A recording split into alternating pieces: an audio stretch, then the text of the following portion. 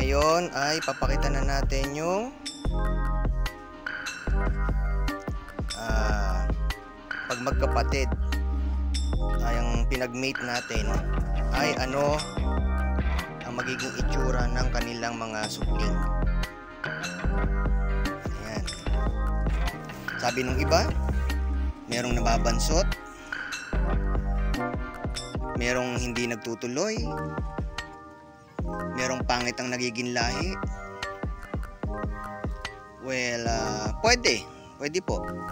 Kaya lang, syempre, yun ay siguro sa mga farm na may mga farm talaga na mga malalaki na talagang nagpo-produce ng mga rabbit meat.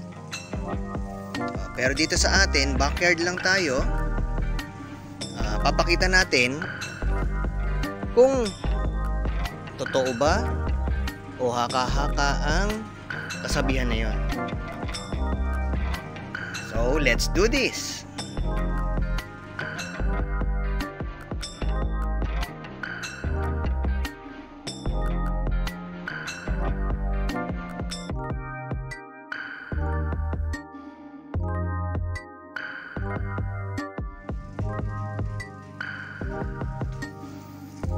Tignan natin to kung ano mangyayari sa kanilang dalawa.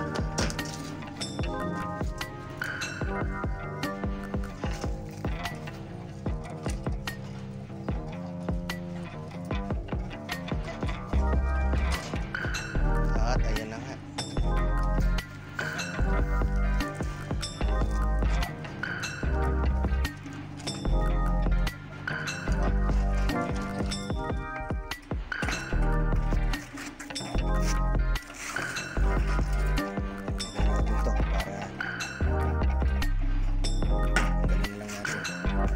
Nakaharang yung ay oo nga, ako ang mali. Dapat si Pimi lang inilagay sa kulungan niya. Mali ako. O hindi bale, halika sundan natin.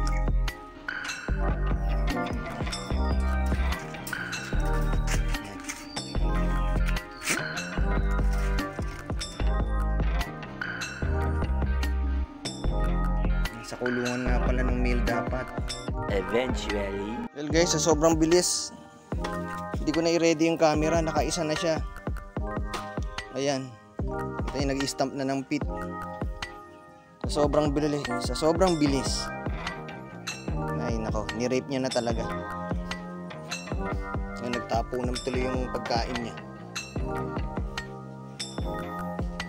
Nire-ready ko pala yung camera, biglang sinunggaban.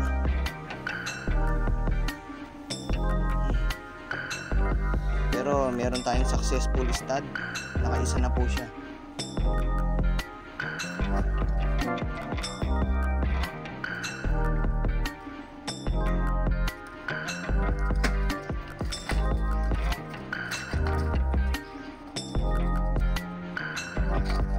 Ayun.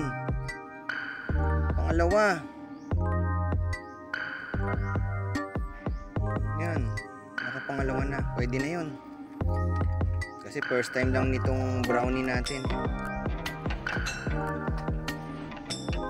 Baka madala siya.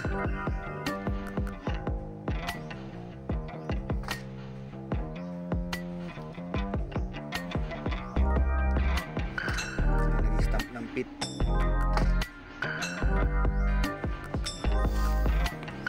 Okay na yan.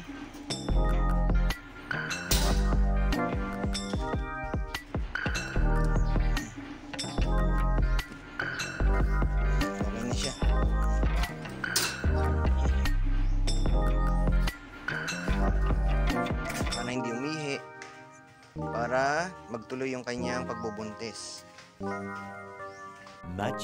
Much later. Well guys, ito nilipat ko na siya ng cage para madali ko siyang ma-assess sa mga gagawin ko sa kanya hanggang sa siya yung mga anak. 10 days to 12 days ay mga anak na ito. 10 to 12 days. Malaki na rin yung tiyan niya. At ang sungit.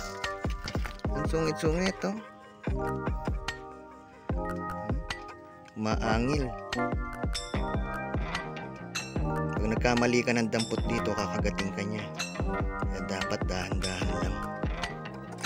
Inari ko. Oh no!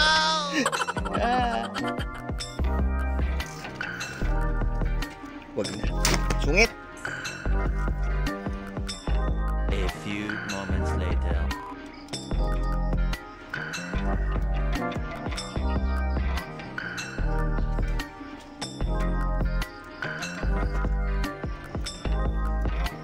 Malapit na to, guys. Kaya dahil sa malapit na siya, ilang araw na lang ay lagay na natin to.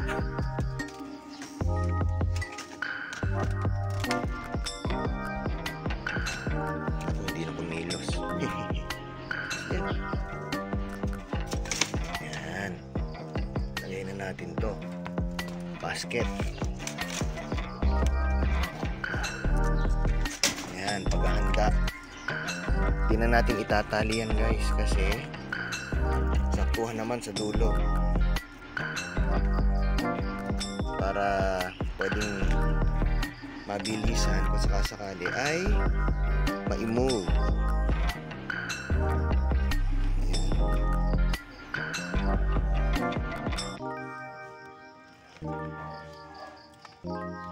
Yeah, masungit to eh.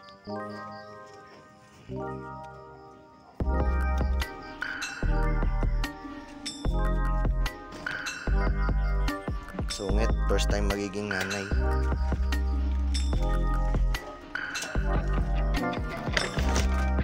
Many hours later. Eto na, guys.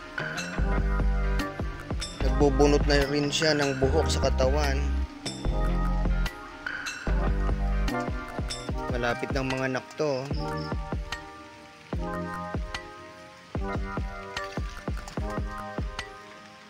Dito ka sa loob. Diyan ka.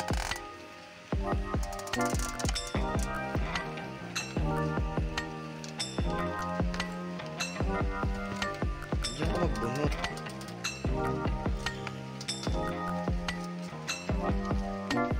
Magbubunot na siya.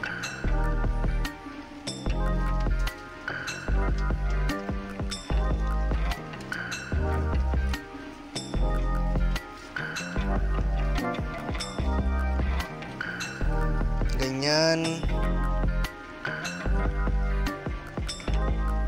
kabait ang mga nanay na rabbit. Piruin mo, personal na balahibo niya sa katawan, binubunot niya para ibigay niya sa kanyang mga anak.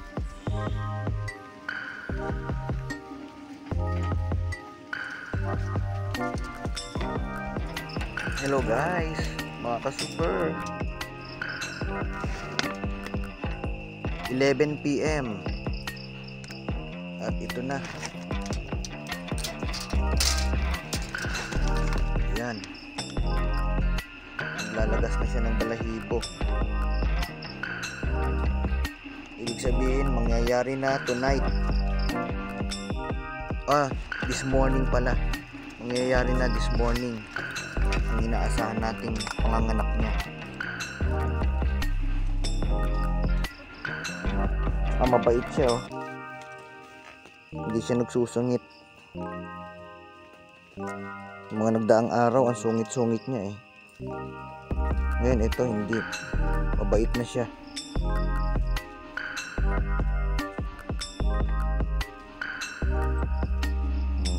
Mabait.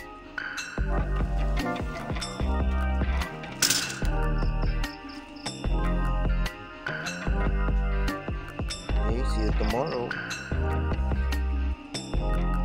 Bigyan lang natin siya ng konting pagkain para just in case magutom siya.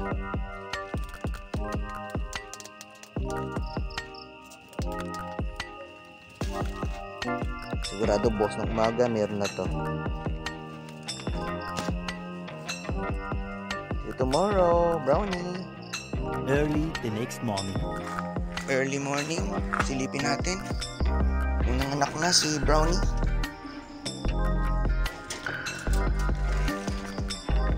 Hindi pa rin. Pero marami na siya ron.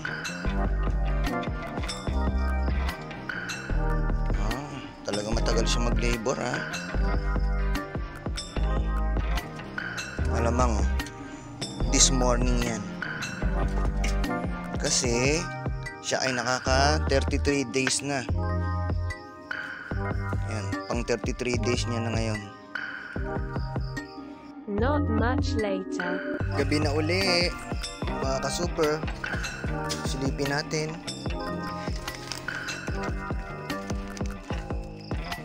Hello. Oh, guys. Ayun. May gumagalaw na. Napakarami na namang balahibo, oh.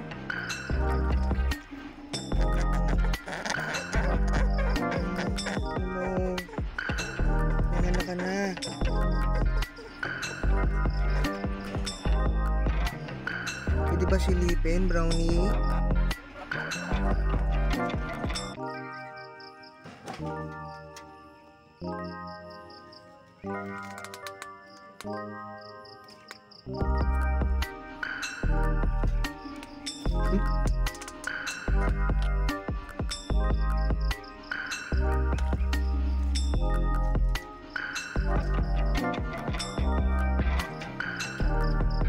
Malinis ka nga pang panganak pa lang.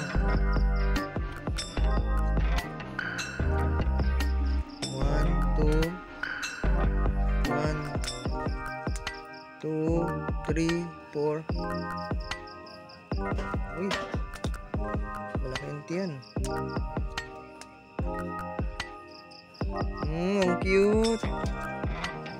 Malaki ang tiyan. Mabusog na, pinadede na. 1, 2, 3.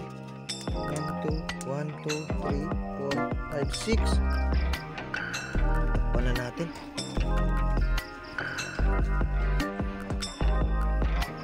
The usual, guys. 6 ang anak. So ngayon, bibigyan ko ng damo ito, si Brownie natin. Sigurado napagod siya sa panganganak at gutom yan. Ito na, magdamo. Kanina, mga bandang alas 7, wala pang anak dito. 7 ng gabi. Ngayon ay mag-aalas 10 na. At yan, expected, nagugutom siya. Kumain na siya. A few inches later. Hello, mga ka-super. Check natin si Brownie. Hello, Brownie. Hinihian niya na to. Hindi po, di ko kakunin yung anak mo.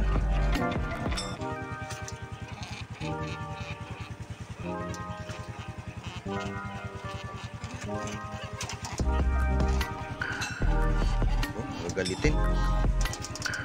Palitan natin to. Hinihian mo. Pakainin natin siya. Siyempre, kinakailan diet muna. Magdadamo siya. Magdadamo. Ayan.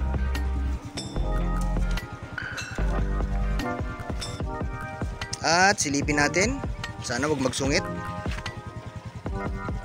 1, 2, 3, 4, 5, 6. Talagang 6 nga. Ayan.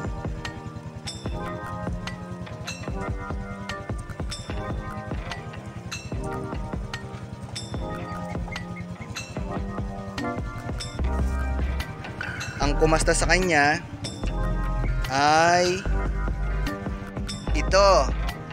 Yan. Kaya ang anak nila ay ito. Yan, may halong itim. Ayan, oh.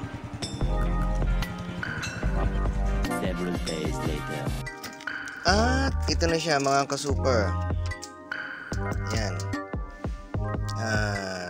Lalagyan natin ito ng part 2 kung saan hintayin natin siyang, kumbaga time to time ay papakita ko sa inyo na ihiwalay ko na sila o iwalay ko na sa magulang. Yan. Yung susunod na video na yun. So, ngayon ito ay isang patunay lang na kung papansin ninyo ay wala naman pong naging bansot. Ayan, walang naging bansot. Diretso naman. Malakas.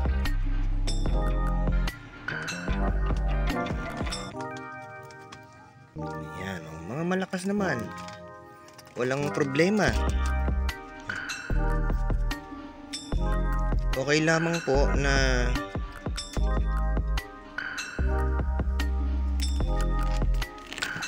ipag-mate ang mga magkakapatid.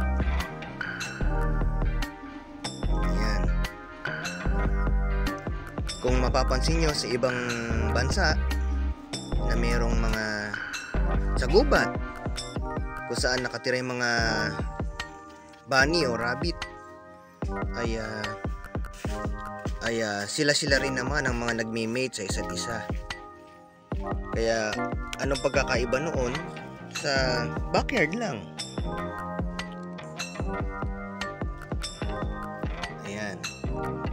Kaya wag po kayong matakot kung wala kayong ibang rabbit o kaya nakabili kayo ng rabbit na magkapatid, gusto nyo paramihin, okay lang po, wala pong problema doon. Ayan po. Kaya good luck sa inyo sa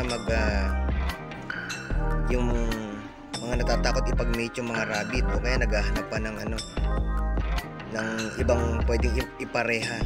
Pwede po yan. Try nyo po. Huwag na po kayo matakot.